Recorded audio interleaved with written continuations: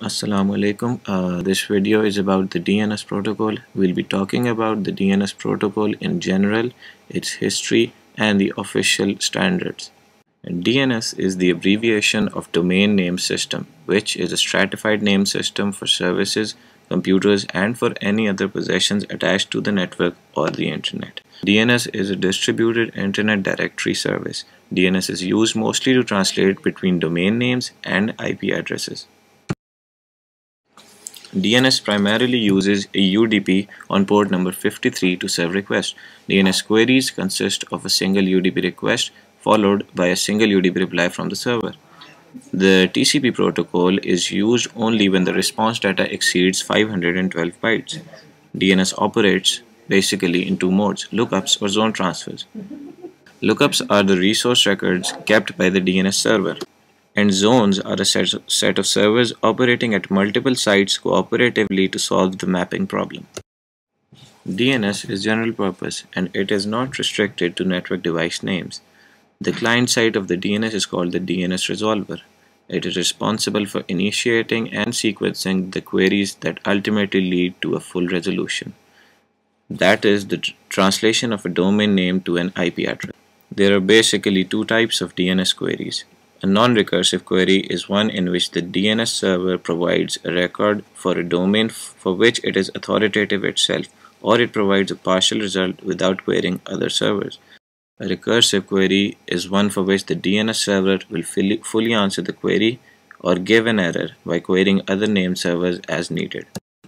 The DNS query format is as follows: DNS message, DNS header, question entries, answer resource record. The address resolution process is as follows. First, the network host is configured with an initial cache of the known address of the root name servers. Secondly, a query to one of the root servers to find the server authoritative for the top level domain. Thirdly, a query to obtain TLD server for the address of a DNS server authoritative for the second level domain. Lastly, repetition of the previous step to process each domain name label in sequence until the final step, which returns the IP. Before DNS was invented in 1983, each computer on the network retrieved a file called hosts.txt from a computer at SRI International.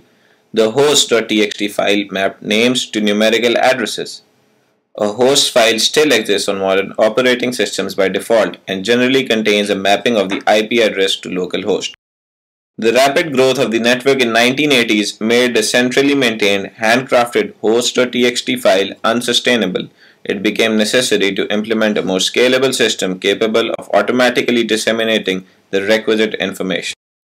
In August 1982, ARPANET organized the Domain Naming Convention for Internet User Applications, at the end of which they described a distributed system for Internet name service.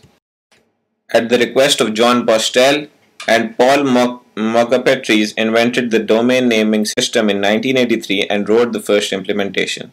In 1984, four Berkeley students wrote the first Unix implementation called the Berkeley Internet Name Domain Server.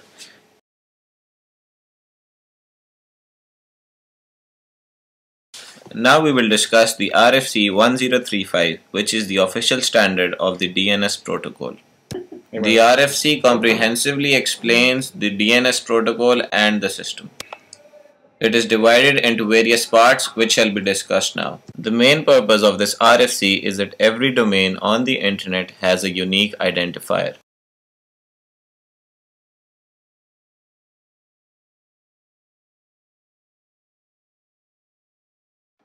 The main purpose of the DNS system is to provide feasibility to the users of the internet. The standards defined in this RFC are extensible.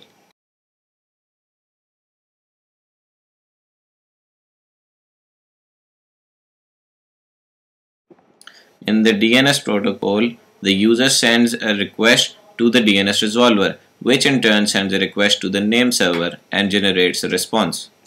The user passes domain names as arguments to the resolver.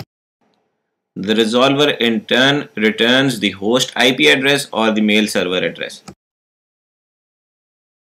The data is transmitted in the form of octets. The domain names can be of the sizes of up to 255 octets, while the UDP message can go up to 512 octets.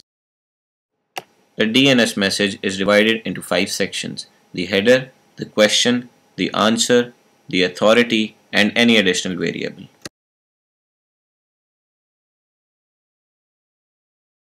The header contains the following sections: a 16-bit identifier which is generated by a program and helps replying outstanding queries; QR, which has a value of 1 or 0 for query or response respectively; the opcode, which is a 4-bit field that specifies type of query, authoritative answer; TC, which specifies whether the message is truncated or not; and finally R-code, which is a 4-bit field used for error identification.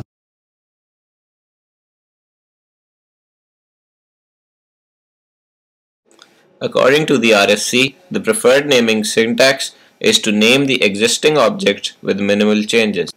The domain names are case insensitive. Besides following this RFC, the naming should also include the specifications provided by RFC 822.